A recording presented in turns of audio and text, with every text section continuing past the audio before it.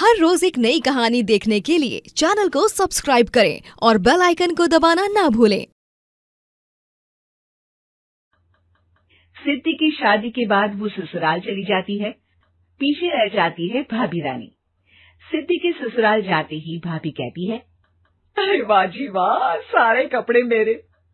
हाय रे पैंट, अरे वाह वाह, मजा आ जाएगा। अरे ये सिद्धि की अलमारी के सामने खड़े होकर क्या बड़बड़ा रही है? जाकर देख मेहमानों को विदाई की मिठाई मिली कि नहीं। अब हाँ माँ जी, क्यों नहीं, लेकिन पहले कपड़े तो बदल लूं।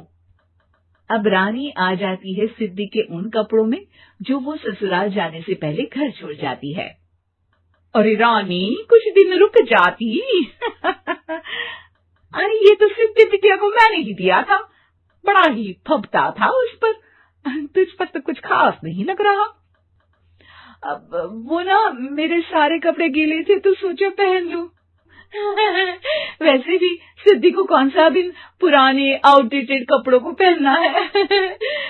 वैसे भी ये सूट तो मैंने तभी पहना था, वैसे खास है भी नहीं ये।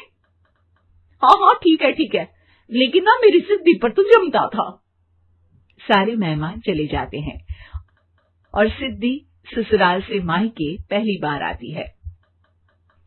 ओह, अपना घर, अपना कमरा, अपनी अलमारी। ये बोलकर जैसे ही सिद्धि अलमारी खोलती है तो सामने उसके कपड़ों की जगह कुछ और ही रखा होता है। माँ, जरा कमरे में तो आना। सास और रानी वहां पहुंच जाते हैं। रानी ने पहनी होती है सिद्धि की जींस और टी शर्ट। अरे भाभी, ये क्या? ये तो मेरी बड़ी ही महंगी टी शर्ट है, इसे आपने घर में क्यों पहनी है? अरे बहुत मिलती है दीदी ये चौक की मार्केट में, 150 में। ओ भाभी प्लीज, ये एरोपोस्टल है, 2000 की एक टी शर्ट। ओह, 2000 में तो दीदी 4 साड़ी आ जाए। अब क्या बोलूं भाभी, ये मेरी अलमारी में छोटू के कपड़े, तो मेरे कपड़े कहाँ हैं? मेरी अलमारी में। अब दीदी आपको कौन से पुराने कपड़े पहनने थे? माना भाभी, लेकिन मैं जब घर आती तो यही सब पहनती ना। अरे तुम तो बड़ी कंजूस हो दीदी। खैर, वक्त आता है जब सिद्धि ससुराल के लिए रवाना हो रही होती है।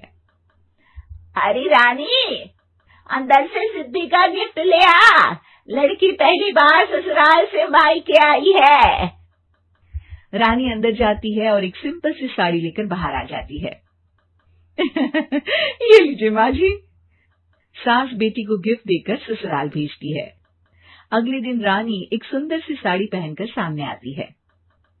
अरे रानी, ये तो वो साड़ी है जो मैंने सिद्धि को देने के लिए दी थी जब वो ससुराल ले जाती, लेकिन ये तूने कैसे पहन ली?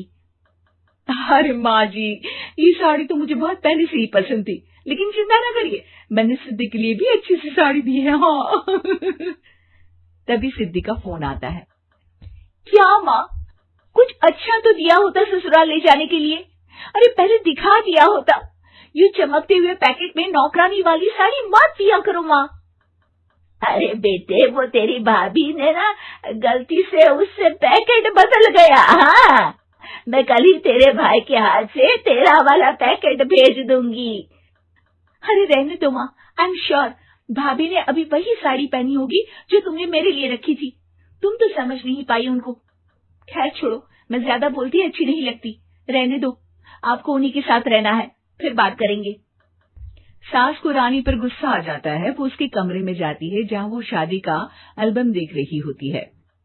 रानी, मार्केट जाकर एक ऐसी ही साड़ी लेकर आ, कल प्रतीक जाकर सिद्धि के घर दे आएगा। अरे क्यों माँ जी, कितनी साड़ी देनी है दीदी को? यहाँ कोई सेल लगी है क्या? अरे चुप कर, मेरे बेटी के हिस्से की साड़ी खुद पहन ली, अब ज्यादा ज्ञान बांट रही है। एक दिन सिद्धि का फोन आता है। माँ, मेरी सास ने आज सबको खाने पर बुलाया है। सारे लोग सिद्धि के ससुराल पहुँचते हैं। खाना खाकर वो लोग निकल रहे होते हैं कि सिद्धि की सास सभी को गिफ्ट देती है। अरे बहन जी, बेटी के घर का खाना खा लिया, यही बहुत है जो आप ऊपर से गिफ्ट भी दे रही है। अरे बहन जी, आप भी कहाँ इन बातों पर विश्वास कर रही हैं।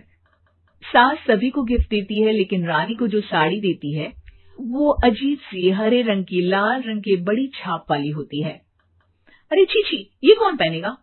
सासू माँ को तो जरी वाली इतनी सुंदर, और मेरे लिए ये नौकरानी वाली।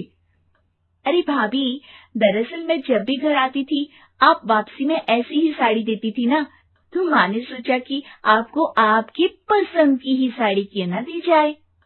बेचारी रानी, बोलती भी तो क्या।